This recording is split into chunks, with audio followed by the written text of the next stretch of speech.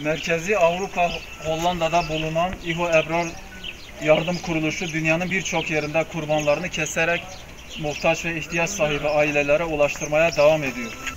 Elazığ'da da İHO Ebrar Yardım Kuruluşu'nun kurbanlarını keserek ihtiyaç sahibi ailelere inşallah dağıtacak. Bismillahirrahmanirrahim. İHO Ebrar Uluslararası Yardım Organizasyonu olarak 2022 Türkiye Karakoçan kurban kesim yerindeyiz. Yunus Yıldırım'ın vekaletini verdim.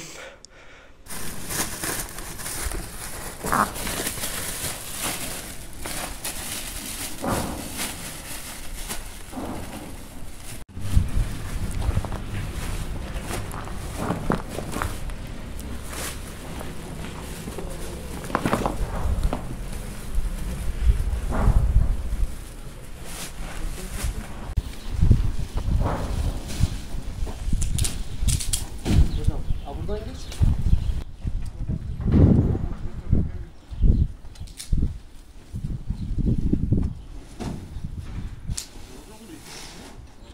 Alo.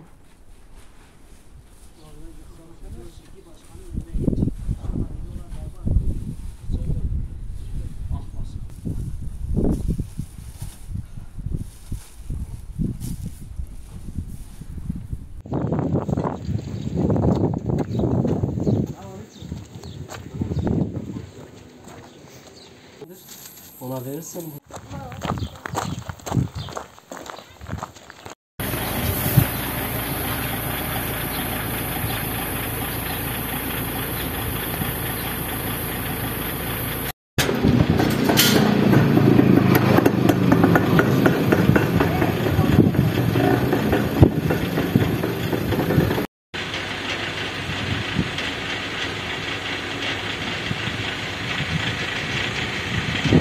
Bismillahirrahmanirrahim. İHO Ebrar Uluslararası Yardım Organizasyonu olarak bugün elhamdülillah kurbanlarımızı kestik. Vekaleten bırakılan kurbanları kestik. Elazığ'ın Karakoçan ilçesindeyiz. Ortalama bugün kestiğimiz hayvanlarla 60'a yakın aileye yardım ulaştırdık.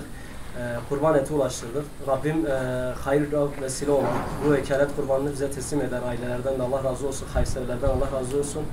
İHO Ebrar ve tüm kuruluşlardan Allah razı olsun diyoruz.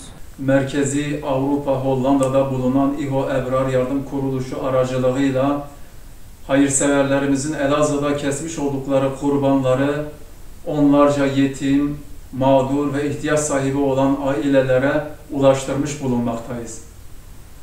Allah-u Teala kesmiş olduğumuz bu kurbanları dergâh-ı izzetinde kabul buyursun.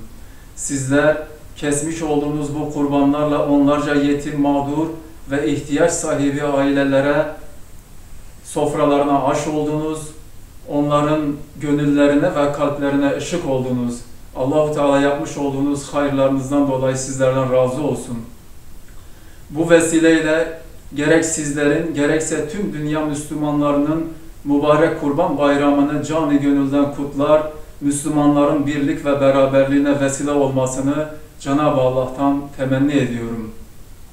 Buradan yani Elazığ'dan mağdur, yetim ve ihtiyaç sahipleri olan kardeşlerimiz adına sizlere kucaklar dolusu sevgilerimizi ve muhabbetlerimizi gönderiyoruz.